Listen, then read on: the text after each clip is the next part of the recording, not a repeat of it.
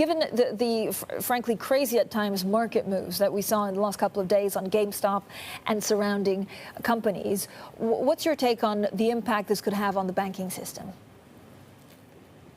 Well, so first, Francine, good to see you again. And as you just said, usually we would have met in Davos around this time of year. I'm here in Switzerland talking to you from our offices.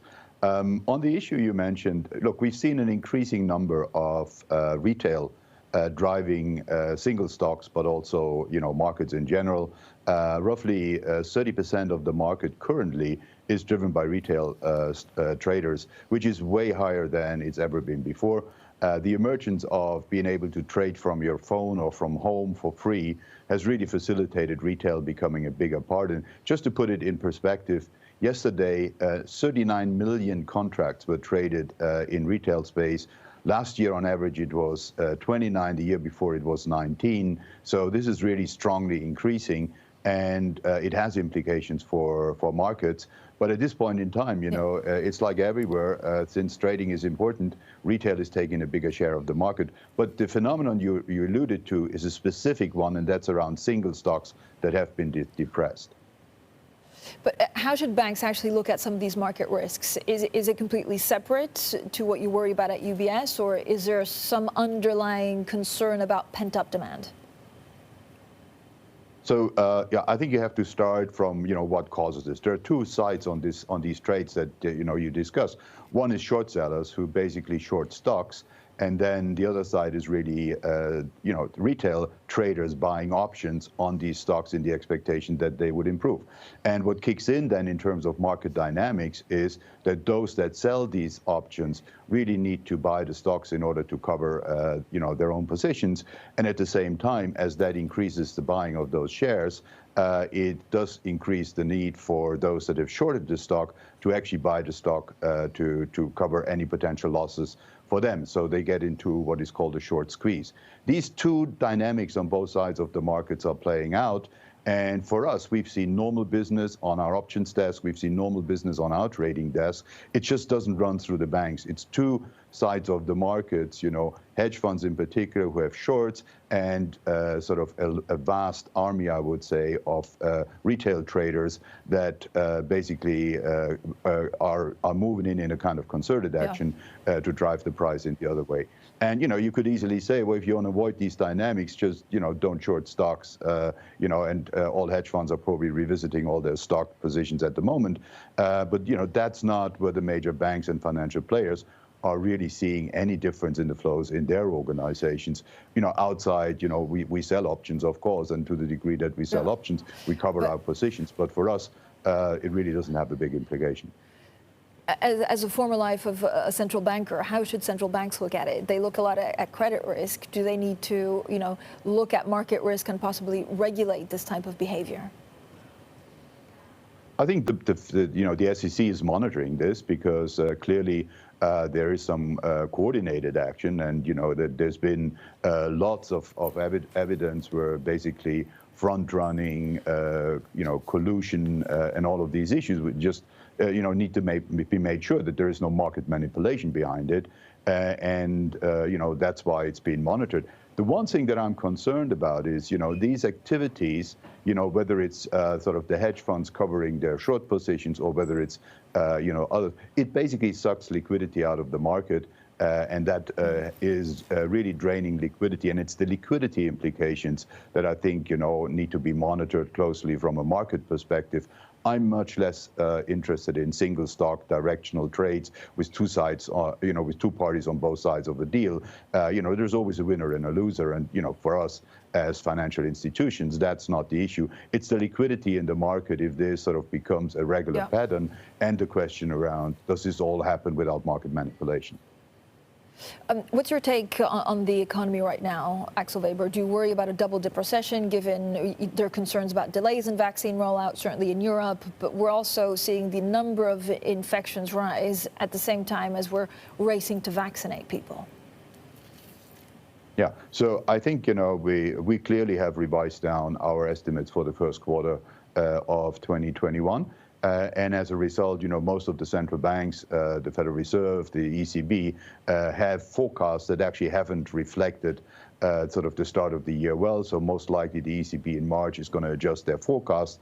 I expect that we will see a double-dip recession in the sense that we're likely to see, in the Eurozone at least, a negative first quarter around -1.5, down from a slightly positive number, and that added to a negative fourth quarter technically is in line with the recession definition of 2 negative quarters in a succession, but it's short-lived. We'll bounce out of that in this second quarter. Actually, the rebound in the second and third quarter will be quite strong because the expectation is that the vaccine will help clear the way to less restrictive lockdown. But in this current period where we are squeezed between the rollout of vaccination and immunification being, very differentiated across countries, I do think there will be a short impact on the first quarter. So it more changes the profile of the recovery rather than the outlook for the general recovery. And for us, it means also that most likely the time to be back to pre-crisis level in some countries is likely to get pushed out from the last quarter of this year, the end of 2021, into early 2022. Countries like Italy, Spain are clearly in that group. So it's more a profile of the recovery discussion rather than if we recover or not. It's clearly going to happen. It's just going to take a bit more time, and we're going to the recovery through a short dint in the economy. But does it also delay? So we've heard from a number of top bankers that actually, people are kind of fed up of working from home. It's difficult. Maybe it's also, more risky for certain operations. Does it delay, for example, your staff returning to work in the office?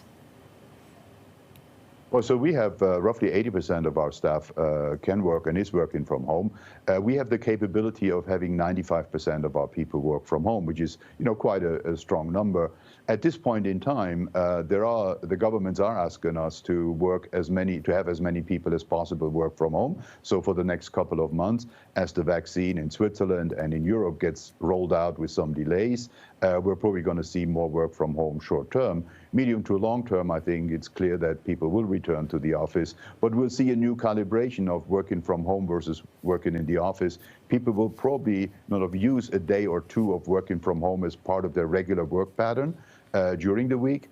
And we can accommodate that because we did accommodate it now, and it creates flexibility around, combining family life with a job. And so it has many positive aspects, but you can get too much of a good thing if you have it in a concentrated dose. And that's currently what people feel about working from home now. It's different if things normalize. They'll probably quite appreciate being able to do that in part of their week, and we will be able to facilitate that. Axel Weber, can you talk to me a little bit about the footprint of UBS? I know your new chief executive was talking about looking at the footprint, deciding what makes sense and what doesn't make sense for UBS. I know there's also a foray of a big Wall Street bank, JP Morgan, into the UK market. But how do you see that developing? Are there countries where you will retrench from and others where you will significantly ramp up operations? No, so we just delivered very strong results. We opened the European season with a bang. And, rightly so, because UBS, I think, has three features that matter to your question. The first one is that, we're very focused now to get through this pandemic. That's our prime focus.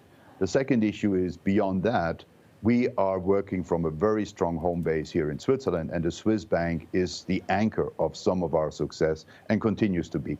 And we do retail and a lot of corporate business only in the Swiss market. We're not a retail bank outside Switzerland. I don't see that changing, your question about JP Morgan's announcement for the UK. I don't see it changing that our retail focus is on the home market.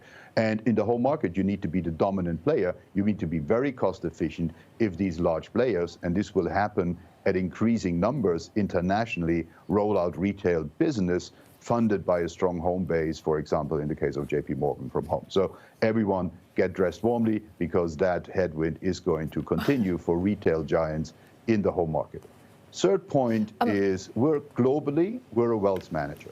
So our strategy has been, global. So we want to be among the top wealth managers in Europe, in Asia, and in the US. We're the number one in Europe. We're the number one in Asia. We're on number 4 or 5 in the US. We will grow our business in the US, and we will gain market share.